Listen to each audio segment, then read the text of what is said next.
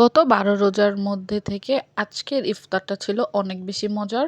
প্রতিদিনই অনেক মজার, মজার ইফতার করেছি। তবে আজকের ইফতারটা ছিল অনেক বেশি ভিন্ন। কারণ আজকে ইফতারে ছিল খুদে ভাত আর সাথে ২-৩ রকমের ভর্তা, ডিম ভাজি। তো খুদে ভাত আমার অনেক বেশি পছন্দ। তো আজকে আম্মু ইফতারে খুদে ভাত করেছিল। সাথে ছিল হচ্ছে ৩ রকমের ভর্তা আর একটা ডিম ভাজি নিয়েছিলাম সাথে।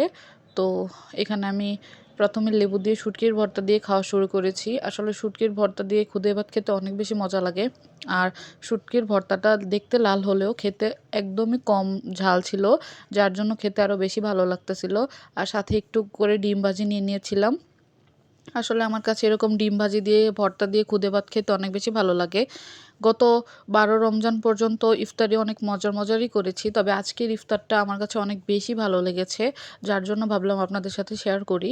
আসলে খুদে ভাত হচ্ছে আমাদের গ্রামের মানুষের ইমোশন। তো সবার কথা বলতে পারি না। আমাদের ঘরে খুদে ভাত অনেক বেশি খাওয়া হয়। আর শুটকির ভর্তা হলে তো কোনো কথাই নেই। তো ১ম এ আমি শুটকির ভর্তা দিয়ে খাওয়াটা শেষ করেছিলাম। তারপরে নিয়েছি হচ্ছে এখানে শিম দিয়ে ধনিয়া পাতা দিয়ে ভর্তা করেছে। আর আমাদের গাছের শিম দিয়েই করেছে, যার জন্য খেতে আরও বেশি মজা লাগতেছিল। একদম টাটকা শিমগুলো আম্মু গাছ থেকে তুলে ধনিয়া পাতা দিয়ে ভর্তা করেছে। আর এরকম শিম ভর্তার সাথে আমি অল্প অল্প করে ডিম নিয়ে খাচ্ছিলাম, যার জন্য আরও বেশি ভালো লাগতেছিল খেতে।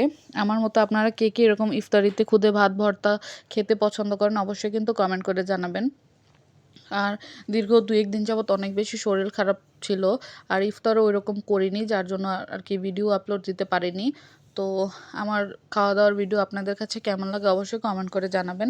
আসলে অনেকে ভালো কমেন্ট করেন, আবার অনেকে বাজে কমেন্টও করেন। আসলে যাদের ভিডিও ভালো না লাগে তারা দেখবেন না। আর ভালো লাগলে অবশ্যই কিন্তু লাইক করে দিবেন।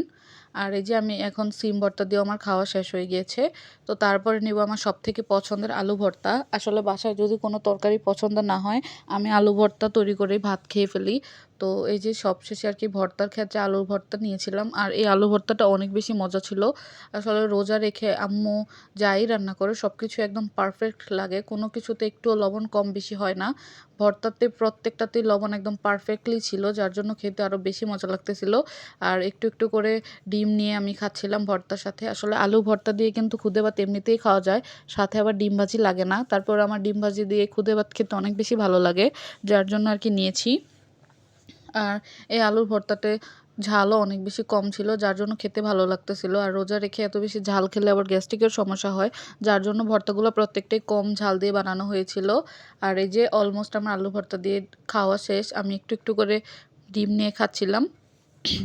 তারপরে এই যে আমার এতই আলু ভর্তা মজা লেগেছে, তারপরে আমি আবার আর একটু আলু ভর্তা নিয়েছি খাওয়ার জন্য। আর অলমোস্ট আমার ভাত খাওয়াও প্রায় শেষের দিকে। তো আমি এখন আলু ভর্তা দিয়ে সবটুকু ভাত ভালোভাবে মেখে নিব। আপনারা যারা আমার ভিডিও দেখেন সকলেই কিন্তু জানেন আমি ভর্তা দিয়ে ভাত খেতে কত বেশি পছন্দ করি। আর আমি ঝালও খেতে পছন্দ করি। তবে রমজান মাস দেখে একটু ঝাল খাওয়াটা কমিয়ে দিয়েছি।